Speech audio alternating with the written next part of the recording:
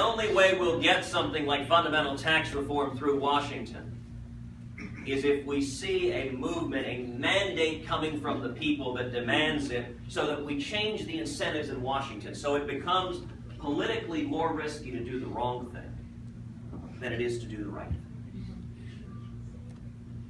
When it comes to regulatory reform, the single most important, we should repeal every word of Obamacare.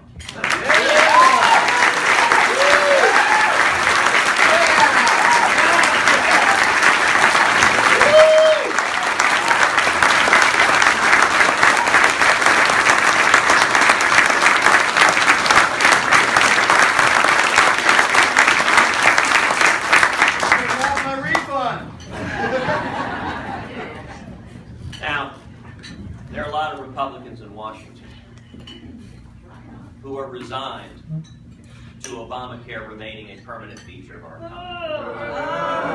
economy. Once again, the answer to changing that is a movement and mandate from the people that says enough is enough.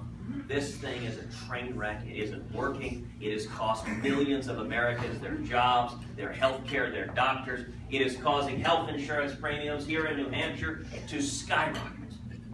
It's unconstitutional as well. It is absolutely unconstitutional. Yeah. If it comes from the people, we can get it done. And it is my intention in 2016 to make this election a referendum on abolishing the IRS and repealing Obamacare.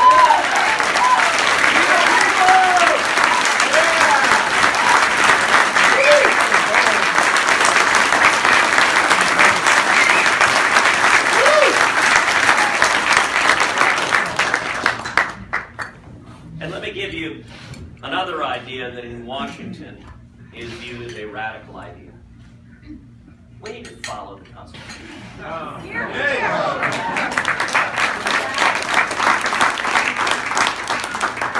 You know, I want to refer to the words of someone who considers himself an eminent and learned constitutional scholar, who said with regards to executive amnesty that the president has no legal authority to grant amnesty. He said that 22 times. Obama. And that, of course, is Barack Obama. Well, and in fact, the language he used, he said, just a few months ago, he said, I am not an emperor. That was his explanation for why he couldn't grant amnesty. He said, I am not an emperor. Then what happened the last election? He got shellacked. Yeah. And apparently, suddenly he became an emperor.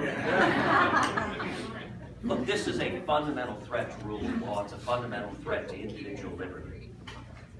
And we need to get back to a president who understands that the Constitution means what it says. You're here. Yes. Right. Right here.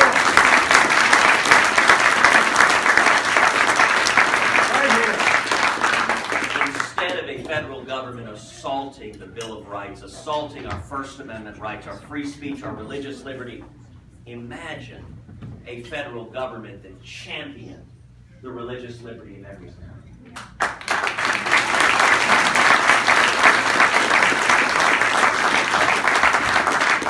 Instead of trying to ban our ammunition, imagine a federal government that defended the right to keep and bear arms for every law-abiding citizen.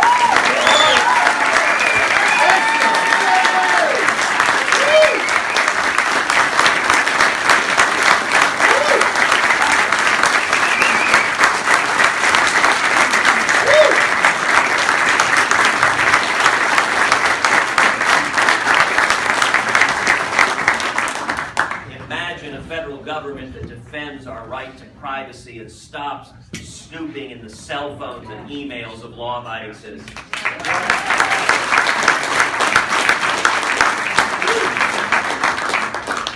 Imagine a federal government that honors the 10th Amendment.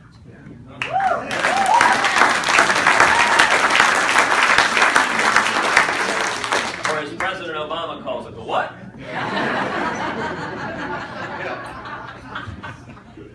that recognizes the fundamental limitations on the authority of the federal government, that those powers not given to the federal government are reserved to the states and to the people.